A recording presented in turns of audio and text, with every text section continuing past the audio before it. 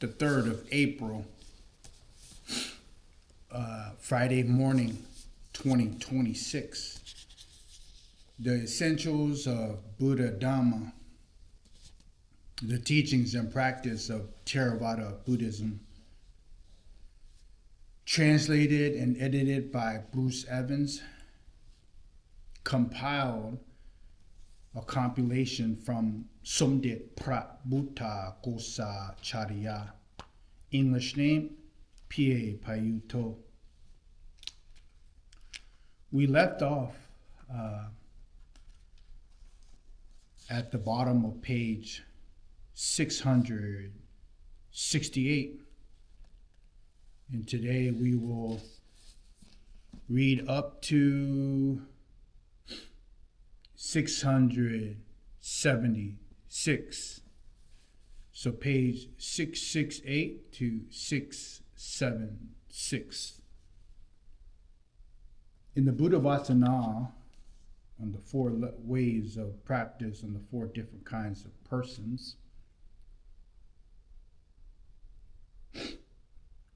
some practicing with great difficulty and attaining knowledge slowly, some practice with great difficulty and attain knowledge quickly.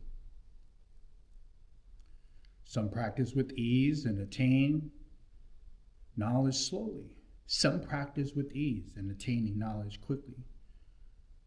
Gautama Buddha revealed that the deciding factor for whether knowledge came quickly or slowly was the presence of the 5 faculties. If the 5 faculties are weak, knowledge will come slowly. If the 5 faculties are strong, knowledge will come quickly. The divisions of each individual who have attained the state of non-returner into the different types is also determined by the 5 faculties, an ananagami, an arihat, so forth. More broadly speaking, the maturity or weakness of the 5 faculties is usually the gauge for achievement of all levels of enlightenment. That is, through perfections of the faculties, one is an awakened being, an arihanta, arihat. With weaker faculties is the non-returner. Thus, weaker is a once-returner.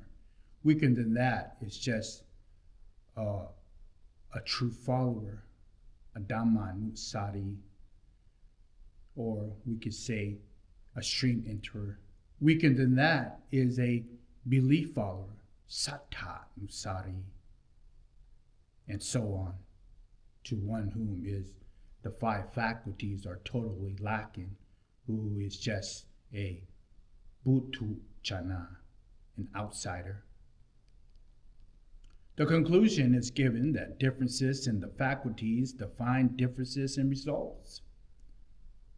Differences in results cause differences in individual dispositions of persons. The Pati Sampata Magga lists the unskillful qualities together with the 5 faculties that eliminate them in pairs. We will present them here together with a reiteration of the functions of each faculties. The first, sattha, faith, is responsible for including or guiding the mind to conviction, eliminating the unskillful quality of disbelief. The second is vidya, effort, is responsible for supporting or rousing the mind, eliminating unskillful qualities of laziness. The third is sati, mindfulness. It's responsible for protecting or watching over the mind, eliminating the unskillful quality of heedlessness. The fourth is samadhi, concentration. It is responsible for making the mind firm and unwavering, eliminating unskillful quality of restlessness. The fifth is panya, wisdom. It is responsible for looking into reality, eliminating the unskillful qualities of ignorance. In the path to purity, the Visuddhimagga discusses the importance of balancing the five faculties, stressing that if any one of them is too strong or others too weak, those other faculties will lose their ability to function. For example, if faith is too strong, effort will be unable to rise the mind up. Mindfulness will be unable to watch over the mind. Concentration will be unable to make the mind firm. Wisdom will be unable to see according to the truth. Faith must be tempered by the use of wisdom to examine the reality of things, or by attenuing to such ways that does not add fuel to faith. Generally, in broad, it is said that the faculties should be balanced in pairs. Faith balanced with wisdom, concentration balanced with effort. If faith is strong and wisdom weak, one will have faith in things that are not worthy. If wisdom is strong but faith weak, one may be inclined to arrogance and become impossible to teach. It is like an illness caused by medicine. If concentration is strong and effort weak, indulgence may dominate. Because concentration, samadhi, shares attributes with indulgence, while if effort is strong and samadhi weak, it may lead to restlessness. Because effort shares attributes with restlessness. When these two pairs of faculties are balanced, the practice proceeds smoothly and effectively. This practice is also applied to the development of concentration samadhi.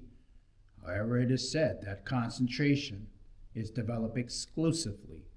That is, if only calm is cultivated, samatha, even if faith was very strong, it is possible to attain a very strong concentration on the level of appanna. Therefore, faith is suitable for the development of concentration. In the development of insight, vipassana, on the other hand, the stronger wisdom is, all the more rapidly will the practice progress. These, however, are special circumstances, and in general, the two pairs of faculties must be balanced for good results. Sati, mindfulness, is the exception.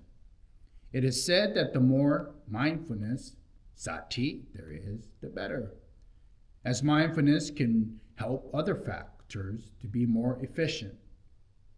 It helps prevent the mind from falling either into restlessness or indulgence. Lifting and suppressions of the mind require mindfulness. And for this, the Buddhadhamma is cited. Sati, mindfulness, should be used in all situations.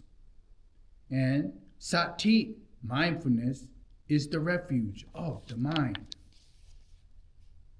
When some of the faculties are too strong and some too weak, it is generally necessary to adjust them by developing the appropriate enlightenment factor. For instance, if vidya, effort, is too strong, it could be moderated by practicing passaddhi, tranquility, enlightenment factor. As will be explained later in the discussion on the enlightenment factors, according to these general principles, one needs to develop all five faculties for the practice to make progress.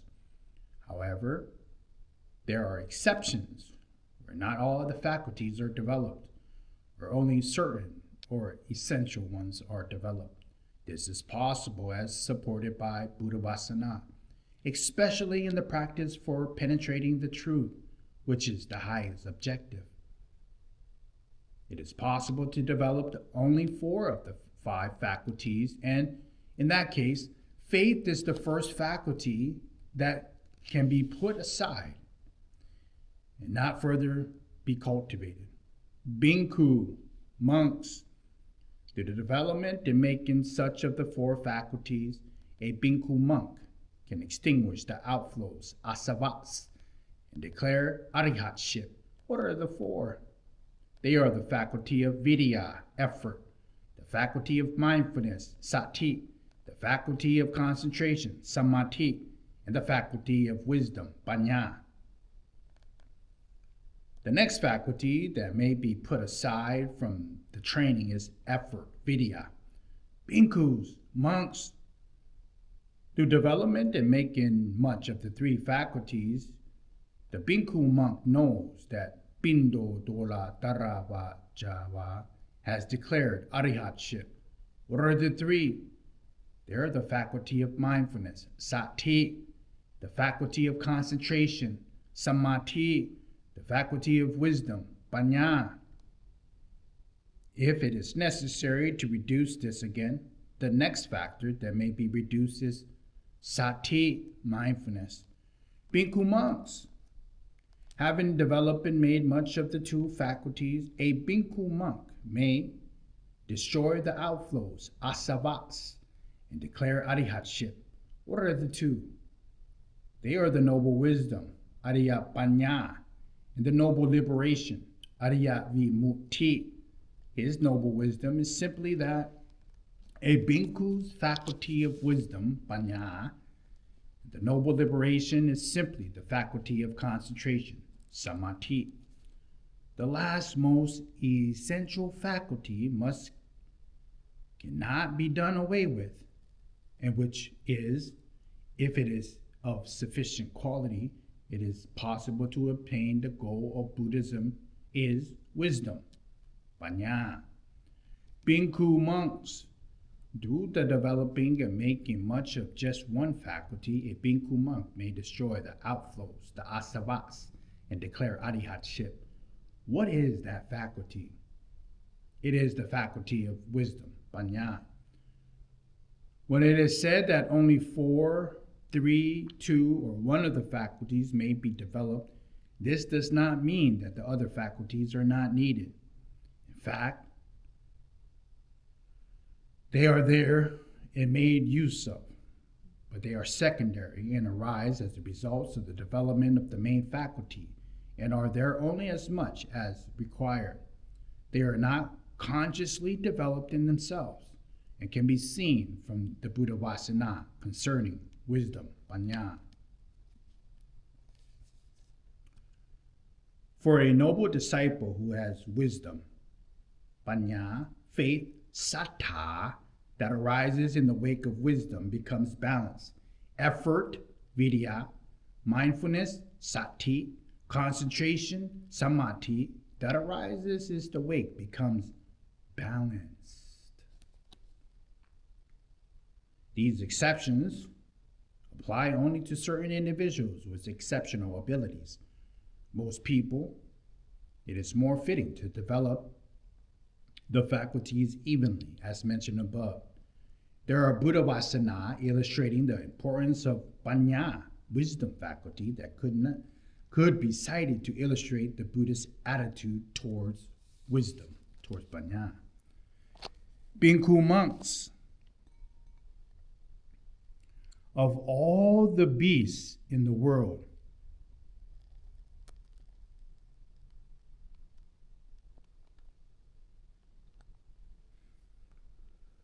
of all the beasts that there are in the world, worldly beings say the lion, the king of the beasts, is the greatest in strength, speed, and courage. In the same way, of all the factors supporting or aiding enlightenment, the faculty of wisdom is the greatest in effecting enlightenment, which is Buddhadhamma. Bhikkhu monks, it is like the building with a peaked roof. As long as the ridge beam has not been placed, the rafters will not yet be in place, or not yet firm. Once the ridge beam has been placed, the rafters fall into place and are firm. In the same way, as long as noble direct knowledge has not arisen for a noble disciple, the 4 faculties do not fall in place and are not yet firm. When noble direct knowledge arises in that noble disciple, the four faculties falls in place and become firm. What are the four faculties? They are the faculty of faith, sattha, the faculty of effort, vidya, the faculty of mindfulness, sati, the faculty of concentration, samadhi. For a noble disciple with wisdom, panya, faith, sattha, effort, vidya, mindfulness, sati, concentration, samadhi, that arises in its wake can cause sustain itself. Wisdom's workforce, or, in simple terms, what works to assist panya, wisdom. The term workforce refers to the enlightenment factors, bojana. The enlightenment factors both aid the development of concentration that are what puts it into use for the higher objective, ultimately attaining the knowledge and liberation. There are 7 enlightenment factors.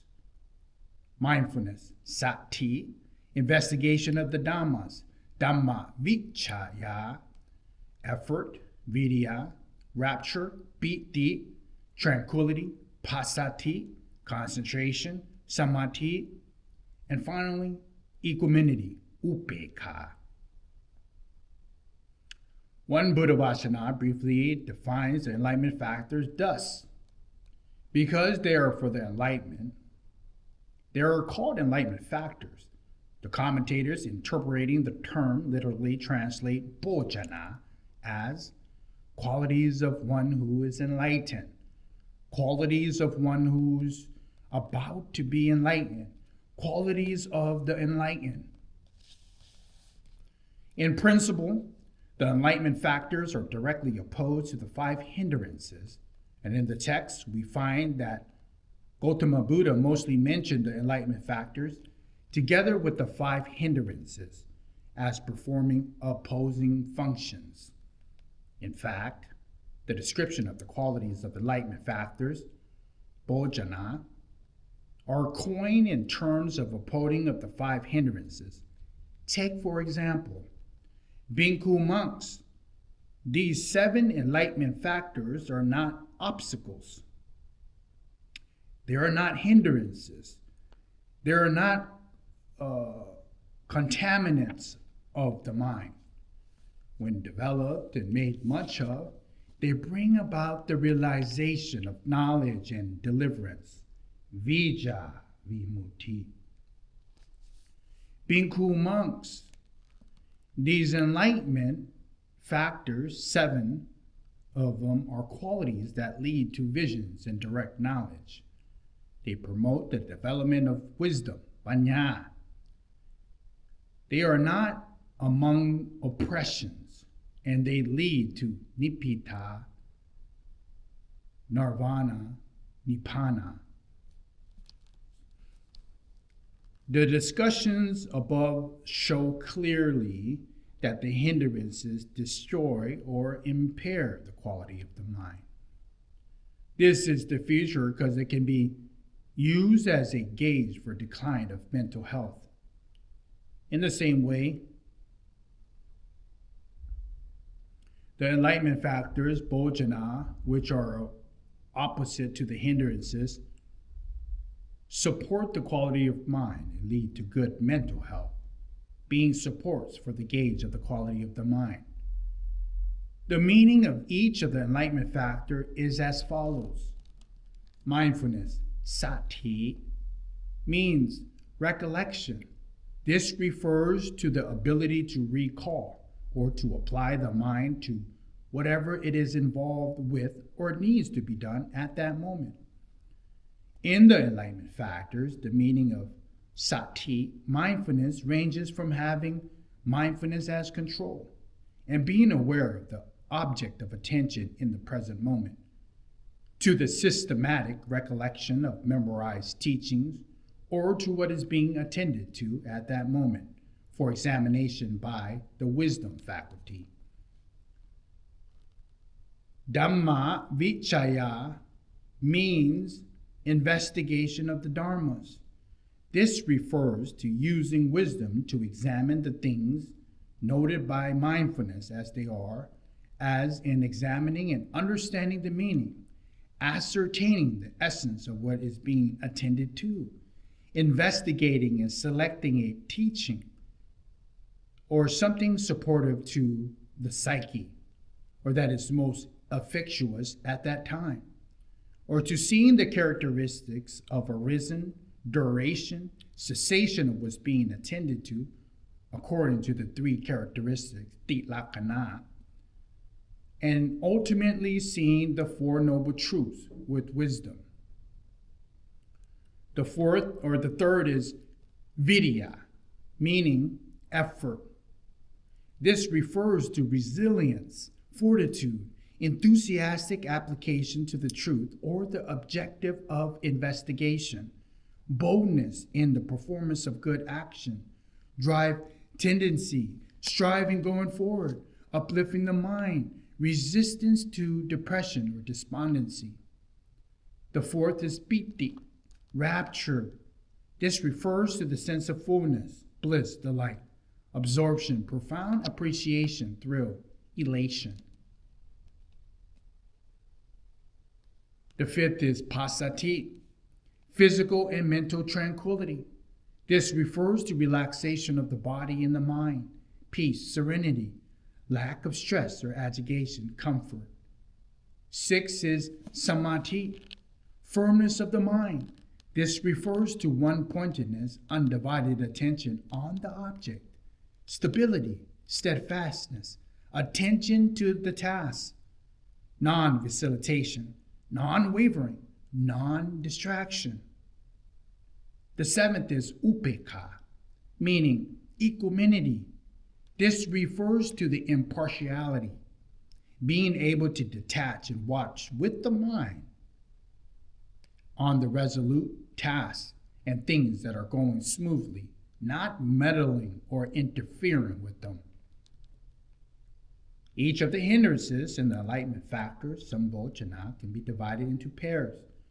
Given 10 hindrances and 14 enlightenment factors, thus 5 hindrances divided into 10. This is based on the groups of skandhas. We have the internal sensual desire and external sensual desires. Internal enmity and external enmity. Dullness and torpor. Restlessness and worry. Doubt about internal things. Doubt about external things. 7 enlightenment factors divided into 14. Mindfulness of internal conditions. Mindfulness of external conditions. Investigation of internal things. Investigation of external things. Physical effort. Mental effort. Raptures with vitaka and vichara. Rapture without vitaka and vichara. Bodily tranquility, mental tranquility. Concentration with vitaka and vichara. Concentration without vitaka and vichara. Equanimity towards internal conditions and equanimity towards external conditions. The nutriment, ahara, and the anti-nutriment, ananhara, or hindrances, and the enlightenment factors are also discussed. The hindrances and nutriments are those conditions that nourish and enhance, which causes the arising of hindrances or enlightenment factors not yet arisen, and the growth and fulfillment of those already arisen.